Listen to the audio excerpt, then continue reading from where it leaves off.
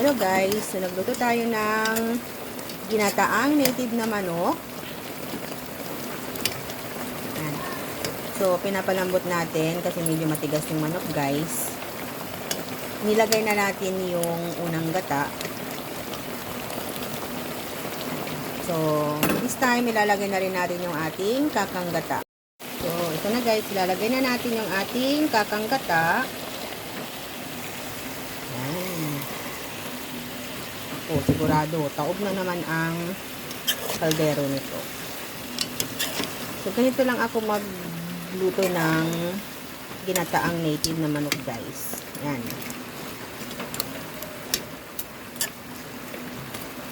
Actually, ako na rin ang nagkatay niyan kanina eh.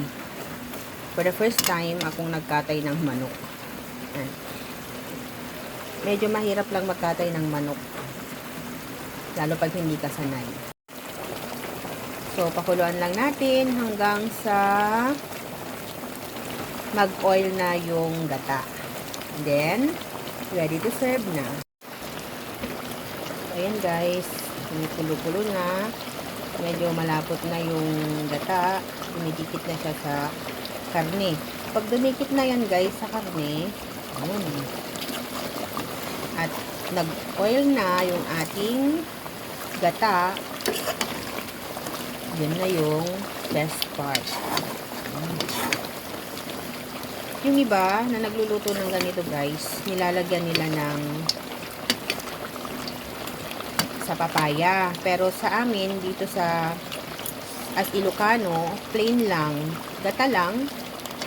Mas masarap sana kung may siling berde or siling labuyo, kaso walang available guys. Kaya ganyan na lang, paminta na lang yung pang-anghang natin. Manganta yun, kakabsat.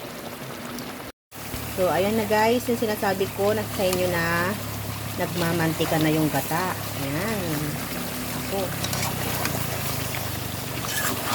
Yan yung masarap na part. Yung dikit na dikit talaga yung gata sa manok.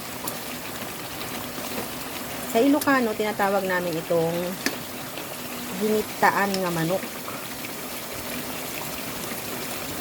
Ibang iba kasi yung lasa pag native guys eh. Pag native ang chicken, sabaw pa lang, talagang sold ka na. Pero this time, parang sawa na rin sila sa tinola. So this time, nagluto ako ng ginataan. Requested ito ng mga bata at saka ng hubby. Makwento ko lang guys, dahil nga lumaki ako kasama ang lola ko, kapag nagkakatay siya ng native na manok, ayaw niya yung bagong huli. So, nilalagay muna niya yan sa kulungan ng 3 to 5 days. Hindi niya pa kakainin para daw mailabas na yung mga nakain niya na dumi.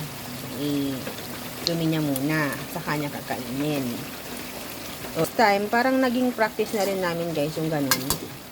And medyo masilan kasi si Lola kapag naglilinis siya ng manok, talagang suwabe yung paglilinis niya. So, parang nagaya ko na rin siya, guys. Diba? Kapag lumaki kasama ang lola, parang masaya eh. Kasi both sa lola ko sa mother side and father side is nakasama ko sila, guys. So, marami akong natutunan sa kanila. Kita na guys, o tignan nyo, yan o. Kita nyo ba yan? Yan. Kita nyo ba yan? Yan. Yung nagmamantikang part na yan. Naku, ang sarap niyan. Sarap sintin. Pinahalo-halo ko siya guys para hindi siya masunog. Para hindi dumikit. Ayun lang, halo-haloin lang natin hanggang sa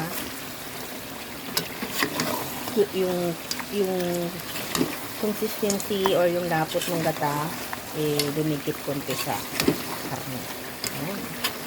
Ako guys, ayan guys, yan yung sinasabi ko sa inyo na nagmamantika. Ayan, yung part na yan, nagmamantika na siya, nagmamantika na siya. Ibig sabihin, pag ganyan na, malapit ng maluto. Minuto na lang hintayin. Ihalin ko konti. Ayan. Wala na naman guys. Ito na ang ating ginataang native na manok. Ayan.